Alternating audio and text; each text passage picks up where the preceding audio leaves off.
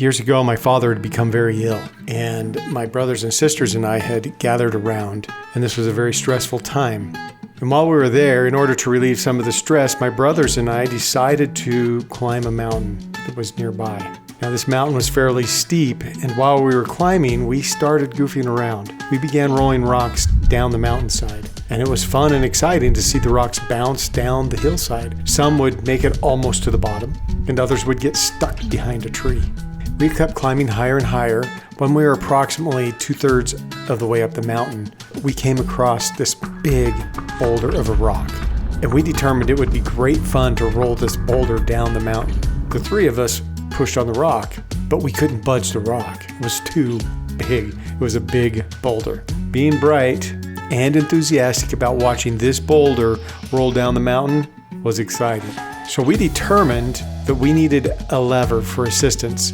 So we looked around and we found some branches or logs that were strong enough to be used as a lever to help us roll this rock down the hill. So we put the levers under the rock, we pushed down on the levers, and the rock moved. We looked at each other, we pushed one more time, and the rock began to roll forward. There's this pause just before the rock would really start to roll and gain its own momentum, when we could have simply reached out, put our hand on it, and pushed it back, and it would have settled right back into its resting place. Keep in mind, we didn't think anything would happen. We thought this was just going to be a fun thing to watch, this big boulder rolling down the mountain. We gave one more heavy push, and the rock started on its way to the bottom of the mountain. The rock quickly gained enough momentum that nothing was going to stop it. It was crashing through the brush, smashing other rocks, pounding and exploding through trees on its way to the bottom. And then it was as if heaven opened up and all of us had the same thought at the same time. Now, we had borrowed our sister's van to drive to the mountain, and it was parked at the bottom of the mountain. I remember in that moment, I wanted to chase after the rock and catch it and stop it before it could reach the bottom and stop any impending danger to my sister's van. We all looked at each other, and we knew there was nothing we could do. The rock was gone. It had its own energy. We could hear it crashing and banging all the way down the mountain. Even when we couldn't see the rock anymore, we could hear it banging and crashing. Well, isn't that how life can be? We start something, we give it a little push, nothing happens.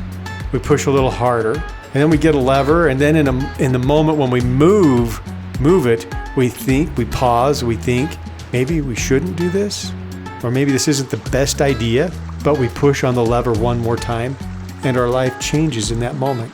And then there's nothing we can do to change the course. We have to let it crash into the trees and rocks. We have no choice but to watch it. So stop worrying about the rock. Just don't roll another rock.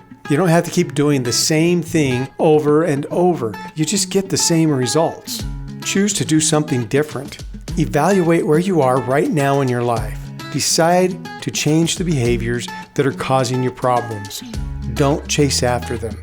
You won't catch them, and even if you did catch them, you wouldn't be able to stop them. They will stop once you stop giving them energy. So evaluate your life by taking notes about your life, about how you're feeling frustrated, upset, or sad, or any other negative emotion, and make a note in there why you're feeling that way. Note the results you're getting from having that behavior. Note the results that you would like to have, the relationships you would like to have, the successes you would like to have, the remarkable life that you would like to live. Become aware of where you are and the results you are having now. Become aware of the behaviors you have and the results that they are producing now. This is key to changing your life. If you want to have a remarkable life, you must release or remove the things that are producing the less than remarkable life. I know it sounds simple. It is simple, but it may not be easy. It may have taken you years of work to establish a bad habit or behavior. Sometimes we even attach our identity to a bad behavior. We think or say, this is just the way I am. Now that's not true. It's not just the way you are. The negative behavior is there because you put it there, and you have the power to remove it as well. Determine where you are or why you're having a less than remarkable life. Once you do that, then start building and planning for a remarkable life.